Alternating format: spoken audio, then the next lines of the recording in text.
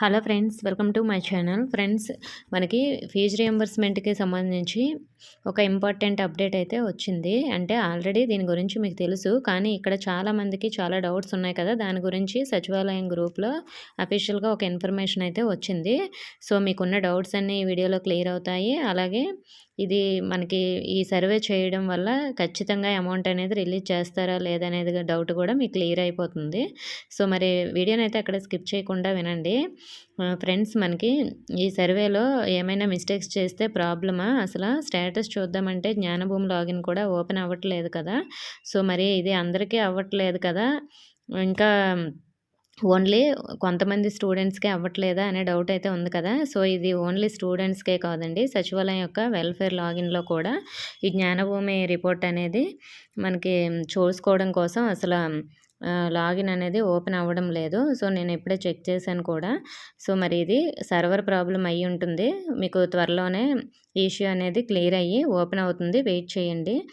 మరి అలాగే దీనికి సంబంధించి మనకి ఇంకా డౌట్స్ ఉన్నాయి కదా, ఆ డౌట్స్ అన్నీ ఇప్పుడు క్లియర్ చేస్తాను. ఇక్కడ సచివాలయం గ్రూప్లో వచ్చినవి ఏమిటంటే, మనకి సాంఘిక సంక్షేమ శాఖ ఆంధ్రప్రదేశ్ రాష్ట్ర సంచాలకులు వారి కార్యాలయం నుంచి అధికారిక మార్గదర్శకాలు వివరాలు ఈ విధంగా కలవు. అవి ఏమిటంటే 2023-24 విద్యా సంవత్సరానికి సంబంధించిన ఫీజు రియంబర్స్మెంట్ వివరాలను నమోదు చేయడము మరియు రసీదులను అప్లోడ్ చేయడం కోసం అయితే కొన్ని ఇంపార్టెంట్ విషయాలు అయితే ఇక్కడ ఇచ్చారు. అవి ఏమిటంటే, జ్ఞానభూమి మొబైల్ అప్లికేషన్లో సమాచారము అంటే 2023-24 విద్యా సంవత్సరానికి సంబంధించి మొదటి విడత ఫీజు రియంబర్స్మెంట్ ఆల్రెడీ మీకు రిలీజ్ చేశారు కదా. సరే, ఈ మొత్తం వివరాలు మీ లాగిన్లో ఆల్రెడీ క్లియర్గా అయితే ఇవ్వడం జరిగింది. అంటే మొదటి విడతకు సంబంధించిన రసీదులు ఇప్పుడు ఈ విడత చెల్లింపులకు సంబంధించిన రసీదులు అప్లోడ్ చేయవద్దంట. అంటే మీకు ఆల్రెడీ ఒక ఇన్స్టాల్మెంట్ రిలీజ్ అయింది కదా, అది మీరు కాలేజ్కి కట్టారు కదా, ఆ ఇన్స్టాల్మెంట్ రసీదు అనేది అప్లోడ్ చేయకూడదంట. సో అప్లోడ్ చేయొద్దని చెప్తున్నారు. అవి అవసరం లేదని స్పష్టంగా చెప్తున్నారన్నమాట. అంటే అది చేయడం వల్ల ప్రాబ్లం ఏమీ లేదు, అవి చేయాల్సిన అవసరం లేదు. మిగిలిన 3 విడతల ఫీజు వివరాలు ఉంటాయి కదా, అంటే ఇప్పుడు మీకు ఒక ఇన్స్టాల్మెంటే 2023-24 సంబంధించి రిలీజ్ చేశారు కదా, అది కాకుండా ఇంకా 3 ఇన్స్టాల్మెంట్స్ రిలీజ్ అవ్వలేదు కదా, ఆ 3 ఇన్స్టాల్మెంట్స్ యొక్క ఫీజు అనేది మీకు ఆల్రెడీ పే చేసి ఉంటే కాలేజ్లో ఆ త్రీ ఇన్స్టాల్మెంట్స్ ఫీజు రిసిప్ట్ అనేది అప్లోడ్ చేయాలన్నమాట. ఒకవేళ మీరు పే చేయకపోతే మీరు పే చేయలేదని చెప్పి అక్కడ సర్వే అనేది కంప్లీట్ చేసుకోవాలన్నమాట. మనకి ఈ విధంగా అయితే సర్వేలో మనం రిసిప్ట్స్ అప్లోడ్ చేయాలి. ఆల్రెడీ గవర్నమెంట్ వేసిన అది మీరు కాలేజీకి పే చేసిన రిసిప్ట్ కాకుండా మిగిలిన 3 విడతల ఫీజు అనేది మీరు పే చేసి ఉంటే ఆ పే చేసిన రిసిప్ట్లు అనేది మీరు అప్లోడ్ చేయాలి సర్వేలో. సో మరి విద్యార్థులు ఎవరైనా ఈ 3 విడతల ఫీజు చెల్లిస్తే మాత్రం దాన్ని మాత్రమే అప్లోడ్ చేయమని ఇక్కడ క్లియర్గా ఇచ్చారు. అలాగే జ్ఞానభూమి యాప్లో మనకి లాగిన్ అయ్యి 2023-24 విద్యా సంవత్సరానికి సంబంధించిన విద్యార్థి ఫీజు వివరాలన్నీ చెక్ చేసి మిగిలిన 3 విడతల ఫీజు అనేది పే చేసిన వాళ్ళ రిసిప్ట్లు ఉంటే అవి మాత్రమే అప్లోడ్ చేసి, ఎవరైతే పే చేయలేదో వాళ్ళ యొక్క రిసిప్ట్లు లేకుండానే వాళ్ళ థంబ్ అనేది అక్కడ అంటే ఫీజు పే చేయలేదనే ఆప్షన్ సెలెక్ట్ చేసి వాళ్ళ థంబు మదర్తో కానీ స్టూడెంట్తో కానీ వెయ్యమని ఇక్కడ వెల్ఫేర్స్కి అయితే గైడ్లైన్స్ ఇచ్చారు. అలాగే మొదటి విడత ఫీజు రసీదు అప్లోడ్ చేయకూడదు అని కూడా ఇక్కడ క్లియర్గా ఇచ్చారు. విద్యార్థి ఒకవేళ ఫీజు చెల్లించి రసీదు అందించకపోయిన ఎడల, అంటే రిసిప్ట్ ఏమైనా పోయిందనుకోండి, అప్పుడు న్యూ డ్యూ సర్టిఫికేటు కాలేజ్ నుండి తీసుకొని వచ్చి అప్లోడ్ చేయాలన్నమాట. ఒకవేళ మీ దగ్గర రిసిప్ట్లు ఉంటే రిసిప్ట్లు అప్లోడ్ చేయండి.